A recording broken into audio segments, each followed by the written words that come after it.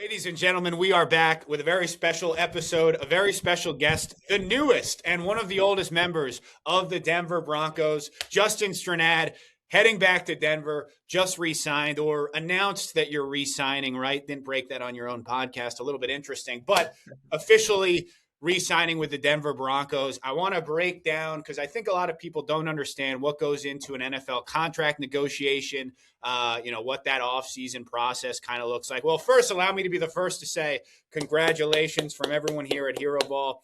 We're very excited. So I want to start. Obviously, you've been through the free agency process a couple different times. This year, it looked a little bit different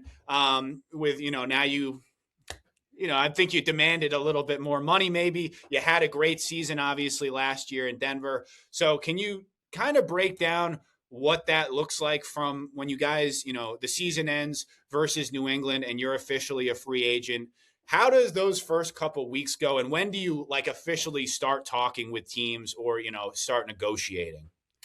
Yeah, so first off, appreciate Hero Ball Media giving me the let's go. Let's go, Come baby. on. Let's go. So It was collecting dust in the corner here. We had to shake it off a little bit. so pretty much how it goes is so we lost in the AFC Championship this year to the Patriots, obviously. And so the day after, you'll have exit meetings, you'll have a team meeting with everyone where the coach, will kind of say things and stuff like that. And then you'll meet with your position coaches. They might talk to you about stuff, if you're an upcoming free agent or if you're an unrestricted free agent or upcoming free agent, you'll actually meet with the general manager and the head coach usually before leaving that day. You clear out your locker, you have to do exit physicals, so you have to go to see all the doctors. They have to check your body and everything, make sure everything's clear.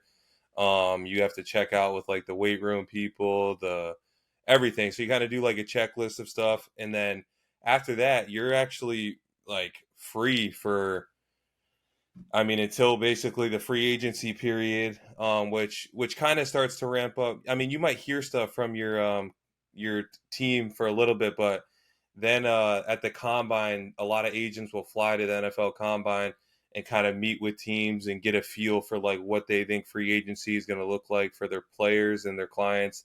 And then obviously at the combine, teams aren't going to go in and just spit out numbers to everybody. That doesn't just happen, but you'll get a feel for who's really interested and stuff like that. So that kind of gives you a strategy going into the following week, which is where we're at now, where it's the tampering period and teams can start to negotiate these deals and stuff. And so that's pretty much where we got to with my situation this year. So yeah. So how involved are you in these conversations? Because I'm always surprised to hear. It seems like a lot less than I would have thought, right? It's kind of all the agents. Are you involved in these conversations with Denver or any of the other teams, or it's kind of just your agent, and you're kind of just hearing about everything after the fact? Yeah, so it's mainly my agent. I try to stay out of it as much as I can. You might talk to I might talk to Vance Joseph might give me a call to say hi and stuff and just kind of catch up Yeah. Weeks or months after the season and just kind of talk about things, but don't really talk about free numbers or free agency and stuff like that. That's more of just checking in on each other and things like that. And then for me in my situation this year, the Broncos, if you're an unrestricted free agent, the team that you were on though they can speak to you to get a deal done before the tampering period, whereas if you're not, the other teams can't speak to you until then. So for me, the Broncos reached out, a week or so before the tampering period to kind of start things off, and then kind of let my agent handle it because you try not to get involved in that stuff, and then it just kind of heats up as the days go and you get more close to the free agency beginning.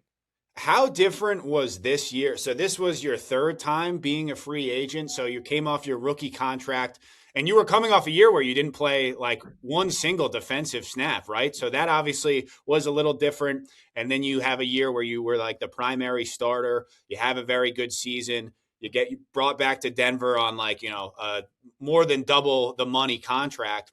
And then this year, you're coming off your best year, right? So, how different was this free agency process, right? Because the numbers look a little bit different, right? A couple more zeros if my calculations are correct. So, do you like feel different going into this window as opposed to the last two off seasons?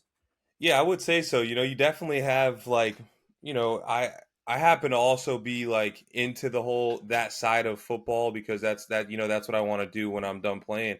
So Yeah. you kind of understand how it's going to look and compared to the previous years where it's like I didn't have as much, pull or, stuff to put on like bring to the table in the negotiations to really fight to get more money because in this league like they're always gonna start out as low as possible. They're trying to save every penny they can. So I knew going into this year that I was confident things would work out, whether it was with the Broncos or another team. And I'm happy that it worked out with the Broncos, obviously, because I started my career there and hopefully can finish it there. So it'll be sick. How important was it to get a deal done with them? Like, were you fully open to anything, or did they kind of make it easy for you once they had that initial period where they were talking to you?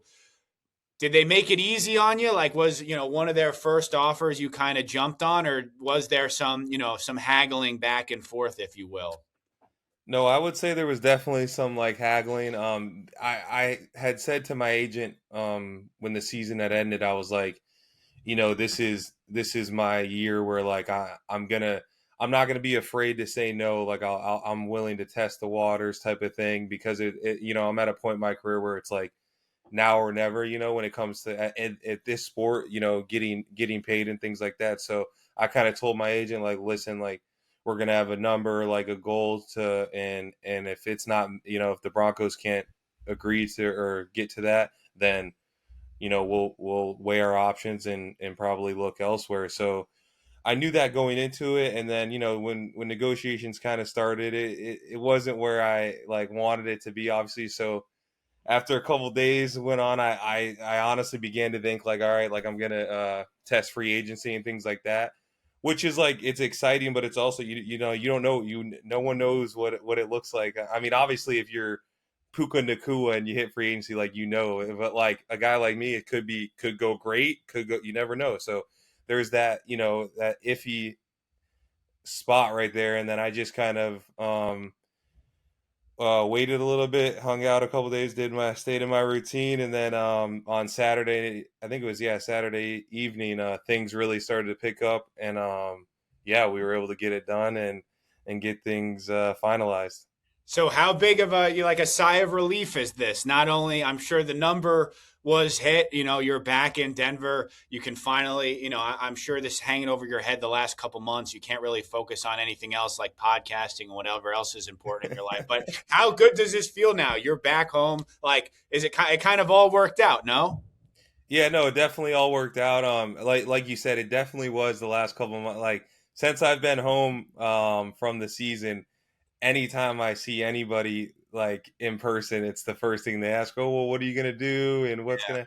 And I'm like, look, we'll find out, in a couple months or whatever. And I'm just happy it all worked out. Obviously, very blessed, very thankful. And yeah, just it's cool for like you put so much time like you played football obviously for so many years. It's like you put so much time and stuff into chasing like that goal, and yeah, to finally get it is awesome. Yeah, bro. Well, I know we've already spoken a lot about it, but so proud of you, man. Maybe I'll finally make my debut out in Denver this year, but I won't hold my No. breath. But dude, let's fucking go. I wasn't ready to have to buy a new jersey. Finances are tough. I don't know if I could. These Fanatic. It's like $150, dude. So I Hey, appreciate you thinking of me. Many are asking, where do I end up in this contract? There was a talk. Was it 10%? Was it something like that? I'll let my lawyers do the talking in that department, but. Hero Ball got a percentage in the deal. I negotiated it. I know. We can't really disclose all that here.